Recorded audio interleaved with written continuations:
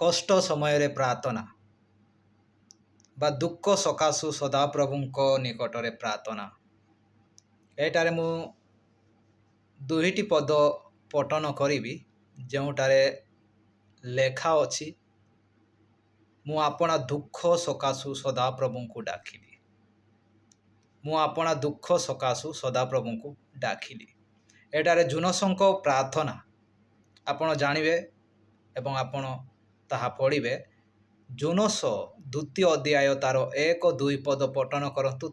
ତାହା ସହ ତାର 9 ପଦ ଆମେ ପଠନ କରିବା। ଏଠାରେ ଜୁନସଙ୍କ ପ୍ରାର୍ଥନା ସଦାପ୍ରଭୁଙ୍କ ନିକଟରେ ସେ କେମିତି ପ୍ରାର୍ଥନା କରୁଥିଲେ ସେହି ବିଷୟରେ ଆମ୍ଭେ ତାହା ପଠନ କରିବା।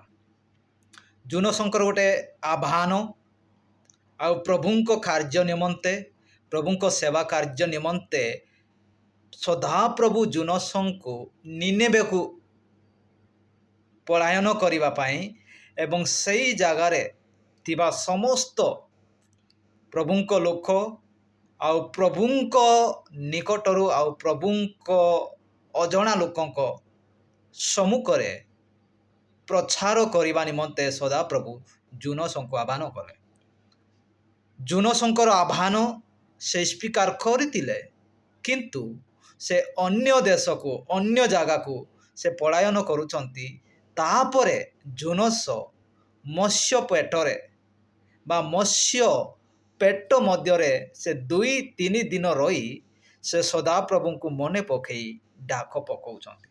ଏଠାରେ ଲେଖା ଅଛି, ତାର 1-2 ପଦ ମୁଁ ପଠନ କରେ।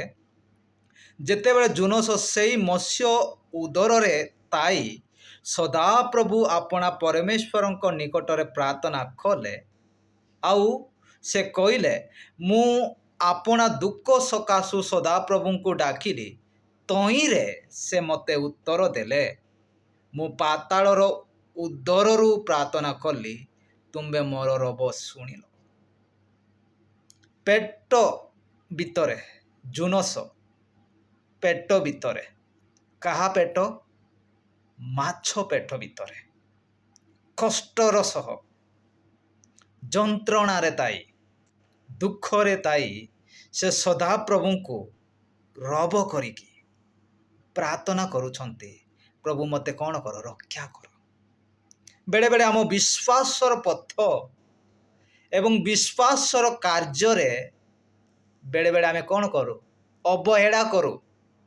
ଆମେ ଖ୍ରୀଷ୍ଟଙ୍କର ସେବା କରିବା ପାଇଁ ନିର୍ଣ୍ଣୟ ଆଉ ସମର୍ପଣ ହେଉ, କିନ୍ତୁ ସଦାପ୍ରଭୁ ପ୍ରଭୁ ଯୀଶୁ ଖ୍ରୀଷ୍ଟଙ୍କ ସେବା କରିବାରୁ ଆମେ କ'ଣ କରୁ? ପଳାୟନ କରୁ। ପ୍ରଭୁ ଆମ୍ଭମାନଙ୍କୁ ଆହ୍ୱାନ କରନ୍ତି, ପ୍ରଭୁ ଆମ୍ଭମାନଙ୍କୁ ଡାକନ୍ତି କି ତାହାଙ୍କ ନିକଟରେ ରହି ଆମେ ତାହାଙ୍କ ସେବା କରିବା, କିନ୍ତୁ ଆମେ କ'ଣ କରୁ? ପଳାୟନ କରୁ। 9 ପଦରେ ଲେଖା ଅଛି, ମାତ୍ର ମୁଁ ଧନ୍ୟବାଦ ସହିତ ତୁମ୍ଭ ଉଦ୍ଦେଶ୍ୟରେ ବଳିଦାନ କରିବି। ମୁଁ ଯାହା ମାନତ କରିଅଛି ତାହା ପ୍ରତିଶୋଧ କରିବି। ପରିତ୍ରାଣ ସଦାପ୍ରଭୁଙ୍କ ଠାରୁ ହୁଏ।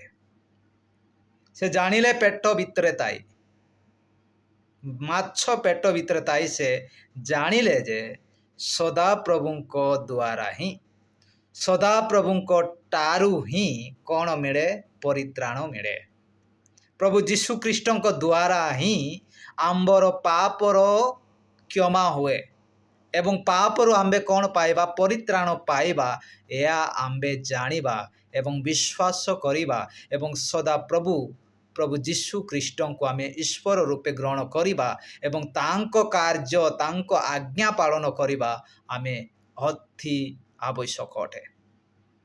ସେଥିପାଇଁ ପାଉଲ, ପ୍ରେରିତ ପାଉଲ କହନ୍ତି ରୋମିଓ ତାର 5:8, ଆମ୍ଭେ ଯେତେବେଳେ ପାପରେ ଥିଲୁ ଏବଂ ପାପ କରି ଆମେ ପାପୀ ଥିଲୁ, ସେତେବେଳେ ପ୍ରଭୁ ଯୀଶୁ ଖ୍ରୀଷ୍ଟ ଆମ୍ଭ ନିମନ୍ତେ କ'ଣ କଲେ?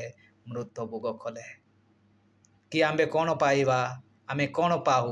ପରିତ୍ରାଣ ପାଉ। ଏଥି ନିମନ୍ତେ ପ୍ରଭୁ ଯୀଶୁ ଖ୍ରୀଷ୍ଟ ଆମ୍ଭ ପାପ ନିମନ୍ତେ କ'ଣ ହେଲେ? ମୃତ୍ୟୁ ଭୋଗ କଲେ। ତାହାଙ୍କଠାରେ ବିଶ୍ୱାସ କର। ପ୍ରଭୁ ଯୀଶୁ ଖ୍ରୀଷ୍ଟଙ୍କ ନିକଟରେ ପରିବର୍ତ୍ତନ ହୋଇ ଆସ ଏବଂ ନିଜର ପାପରୁ ଏବଂ ଦୁଃଖରୁ, କଷ୍ଟରୁ, କ୍ଲେଶରୁ ପରିତ୍ରାଣ ପାଅ।